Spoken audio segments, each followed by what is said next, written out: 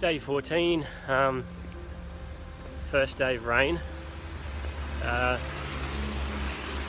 which means done pretty well so far, not having any rain, but unfortunately hasn't lasted forever. Yeah, we're walking on out of Burgos. I've had a little bit of a late start this morning, and on my way.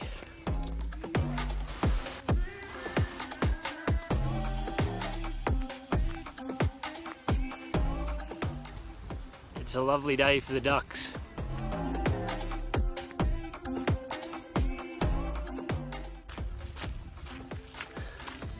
So it's stopped raining more or less.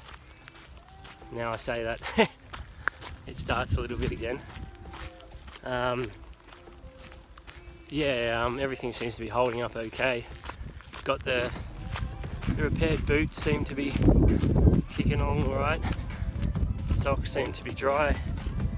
My jacket is a little less waterproof than I remembered. Sort of seems to soak through, but it's not like uncomfortable or anything. It's sort of refreshing, let's say. My hat is doing a good job of keeping the rain off, but it's sort of slightly porous, so keeps me fresh. I'm walking alone today and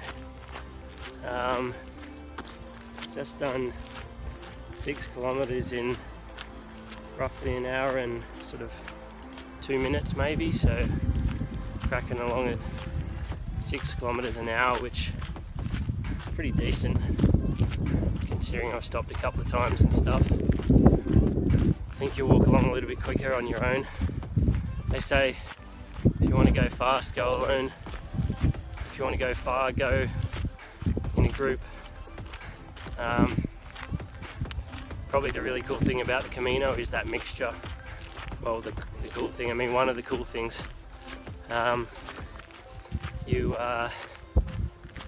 get time alone to have a little think, to dig a little deeper into a few things on your mind, and then you also get some time with people, and that can be really interesting too, because you get some different perspectives, and those chats might trigger some thoughts of your own, which you then kind of have a little think about or a stew on later while you're walking, and that's that's one of the real benefits of it all. Whenever you see another peregrino, another pilgrim, you kind of have this instant bond, and even if that person was keeping you up snoring the night before in the albergue, it like somehow all is forgiven when you're a peregrino and you just have a chat and get on with it, and it's amazing. It's quite beautiful. I think the friendships you form, and people say make friends on the Camino that you keep for a lifetime. I'm sure that'll be true. Saying it stopped raining was a big mistake.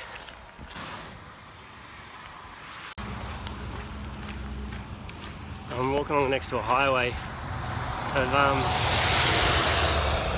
I think if I was driving along in a car or a truck, I'd be thinking,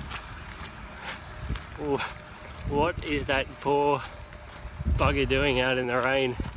What brought him to this point in his life? And I'm the one walking along right now, and I'm thinking, I don't really feel like being in a car. Rain is funny stuff. Sometimes it makes you feel miserable. Sometimes it makes you feel sleepy. Sometimes it makes you feel alive. I was thinking about how I used to do the and I used to do the Targa rallies, and sometimes occasionally during a race weekend, whenever it rained, I would always, really do quite well. And I think it was because I somehow felt comfortable in the rain, and I kind of felt more alive. I felt there was less insulating me from the world, if you know what I mean. Like, if you're driving a rally car in the wet on the tarmac, you can make a little mistake, come into a corner a little bit too quickly, a bit too hot, as they say, and you don't really have anything left up your sleeve. So you just have to be that little bit more completely focused, and somehow that brings you into like a higher state of like being, and some would say like a connection with the divine even, or oneness, or whatever phrase takes your fancy. But yeah, it was quite special when it was raining, like kicking into that next kind of gear of consciousness. Chasing the blue sky.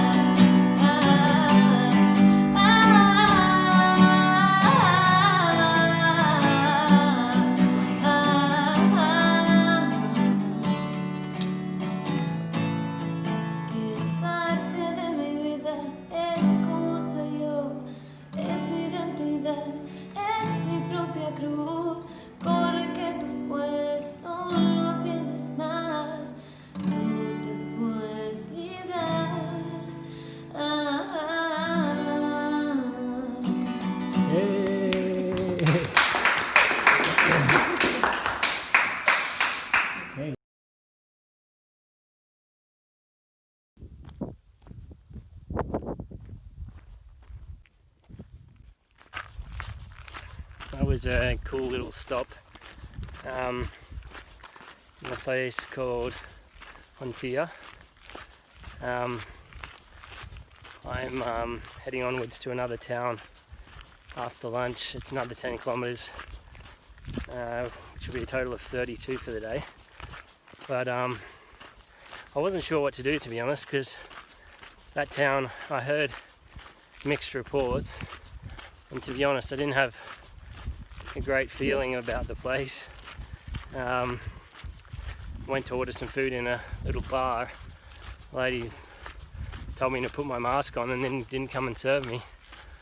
So I was like, alright, see you later. But then I came across this last restaurant in the town. Really nice people. A musical family. And they'd set up like a little indoor kind of music setup. They had a drum kit, some guitars. I think you can go along on a Wednesday night or something and play music. So after my lentils and one beer, I couldn't help myself. Had to give the drums a bit of a bash, and that was fun. And then the mum was encouraging the daughter to sing a song because she said she had a beautiful voice, and like most of us, you know, it's quite I think music has a way of revealing your soul, and we're a bit scared to do that for good reasons, I guess. We've learnt in our lives that doesn't always pay dividends. Sometimes we get slapped in the face, or sometimes it comes back to bite us when we're just our true authentic selves. But yeah, I think the other thing is that a lot of time people are trying to be perfect, and think that without perfection they can't be kind of accepted and ultimately loved. That's something that I've struggled with from time to time, most of my life, really.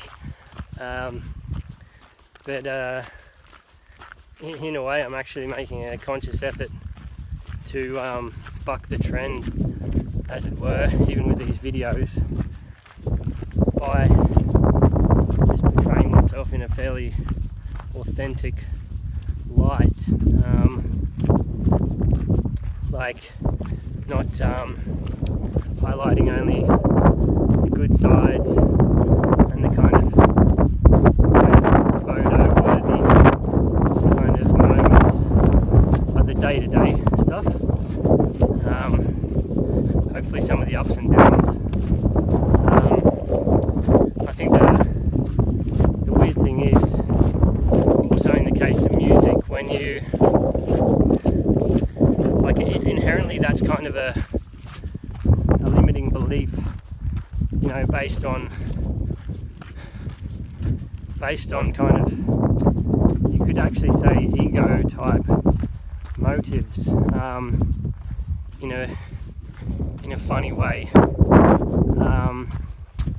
So when you kind of let go of that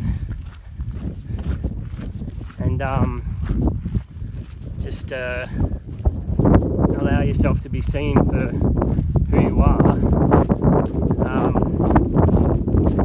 I think ultimately you're probably going to be a lot happier. But then at the same time, you give something to other people. Hopefully I'm giving a little bit to others with these videos.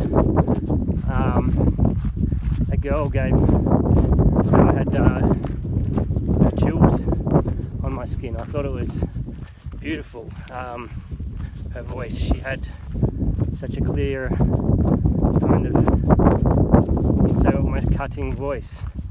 I think that was something that's that she should share. Obviously, you know, at the right times in her life. At the moment she's not feeling like it, she was saying, and not enjoying it so much. Fair enough. Like, I read a cool quote by Chris Sharma, he's a famous rock climber. He said, if you kind of lose the passion for something, don't worry, don't force it. Go off and do the other things that you need to do, and when it comes back, it'll come back stronger.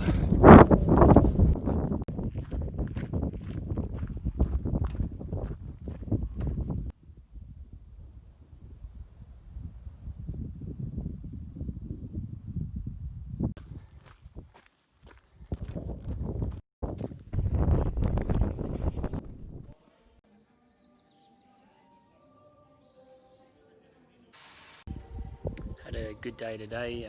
Walked about 32 kilometers, and yeah, made it to a little town called Hontanas.